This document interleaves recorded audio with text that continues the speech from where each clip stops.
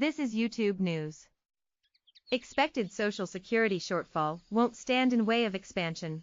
With Social Security expected to face revenue shortfalls starting next year, consumer advocates are hopeful that Congress is moving toward acting on legislation that would both shore up the program and expand benefits. The annual trustees report, released Monday, anticipates that in addition to the program spending more than it takes in beginning in 2020, it will only be able to fund about 80% of promised benefits by 2035, unless Congress acts before then. While the forecast has changed little from past analyses, the report comes in a year when the House already has held hearings on Social Security reform, and one bill has garnered support from more than 200 lawmakers. "I think the fire is already lit," said Nancy Altman, president of advocacy group Social Security Works. "The House is acting, and they're hoping to vote on legislation this year." Altman's group is among those that support Social Security expansion, pointing to what they say is evidence that the nation can afford it.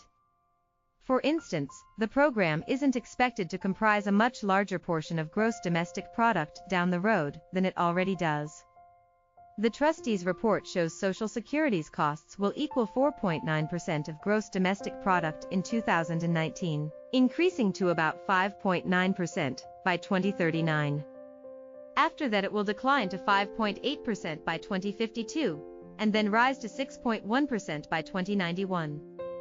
While the program can fully fund benefits for another 16 years or so, the trustees' report cautions that the longer lawmakers delay taking action, the more severe the changes will need to be to restore solvency. For example, if lawmakers were to make no changes until 2035, maintaining a 75-year solvency would require a permanent 3.65 percentage point increase to the payroll tax rate, for a total of 16.05%, that gets split between worker and employer, or a 23% reduction to all benefits starting that year. Meanwhile, more than 200 lawmakers, all Democrats, have signed on to the Social Security 2100 Act in the House.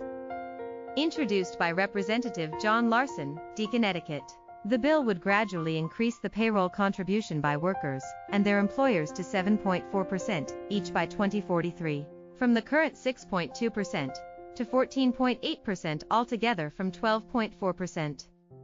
It also would require that earnings above $400,000 be subject to the payroll tax. Right now, earnings above a certain level, $132,900 for 2019, are not subject to Social Security taxation. More from Personal Finance. How to turn your side hustle into a legit business. Homeowner avoided energy guzzlers, and it's paying off brokers sanctioned in fallout from $1.2 billion Ponzi scheme. Among other changes, the yearly cost of living adjustment for benefits would rely on a different formula to more accurately reflect rising costs for older Americans. The end result would be extended solvency for the program for 75 years, according to Social Security's Office of the Chief Actuary. Altman also said that despite the impending funding woes, retirees should not worry that their benefits will be reduced or eliminated. In fact, she said, they should feel confident about the program. The whole reason Social Security is projected out for 75 years is to give people a sense of security, Altman said. Social Security has never missed a payment, and I don't believe it ever will. Subscribe to CNBC on YouTube. YouTube News.